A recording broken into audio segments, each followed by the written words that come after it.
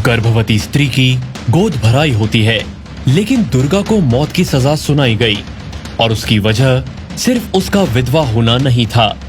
उसकी वजह था उसके पेट में पल रहा एक अनोखा बच्चा जो 20 महीने से बाहर आने को तैयार नहीं था।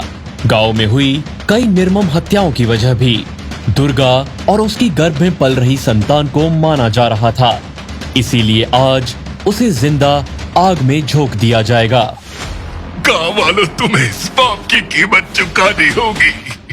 एक ऐसा तूफान आएगा जो तुम्हें ले डूबेगा। एक पापन के लिए गांव को कोस रहा है? चल निकल यहाँ से, इससे पहले गांव वालों का गुस्सा तुझ पर फूटे। इस दुर्गा का मर जाना ही अच्छा है, वरना ये अपने साथ पूरे गांव को ले डूबेगी। सारा गांव एक शमशान बन जाएगा।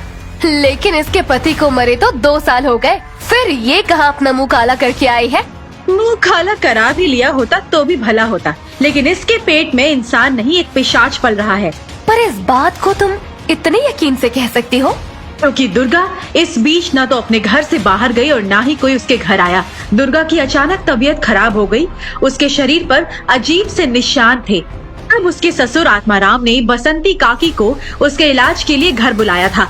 दवा खाकर दुर्गा अच्छा महसूस कर रही थी, लेकिन तभी भयंकर बारिश के साथ तेज तूफान आया और थोड़ी देर बाद चंद्रमा लाल हो गया।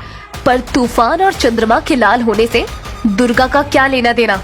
बारिश की वजह से काकी उस रात दुर्गा के साथ रुक गई, लेकिन आधी रात में जब उनकी नींद खुली तो जंगल के सियार जोर जोर से रो रहे थे और काकी ने जब मुड़कर देखा तो दुर्गा का पेट 9 महीने की गर्भवती औरत की तरह फूला हुआ था और उसके पेट से एक पूरे बच्चे की सांस लेने की आवाज आ रही थी। और ये सब देखकर काकी आधी रात को उस घर से भाग निकली। लेकिन ये बात गांव वालों के सामने कब आएगी? उस रात दुर्गा की चारपाई इतनी भारी हो गई कि उसके नीचे गहरा गड्ढा हो गया।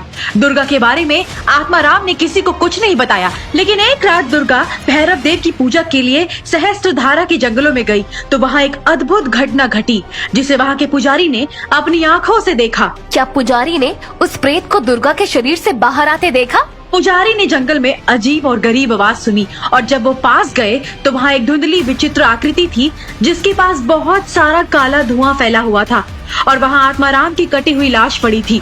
दुर्गा वहाँ चुपचाप बैठी थी।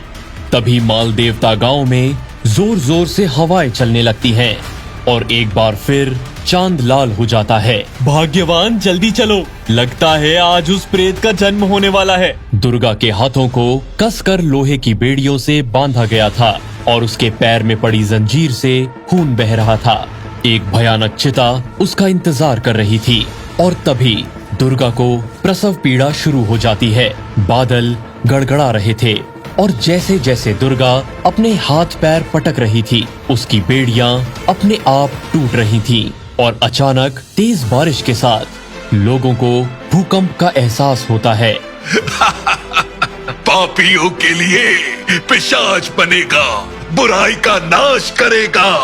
योद्धा बनकर आए हैं, माल देवता कौन है जो विश्वास करेगा? क्या दुर्गा के गर्भ में पल रहा बच्चा सच में कोई पिशाच है जो गांव वालों की हत्या कर रहा है? कैसे दुर्गा बिना किसी से मिले मां बन गई? क्यों हुई आत्माराम की आत्महत्या? क्या आज चिता में जल पाएगी दुर्गा या फिर कोई शक्ति उसे बचाएगी? दिल दहला देने वाली कहानी जानने के लिए डाउनलोड करें पॉकेट FM और जाने एक आम लड़के की खास कहानी सुपर योद्धा, सिर्फ पॉकेट FM पर।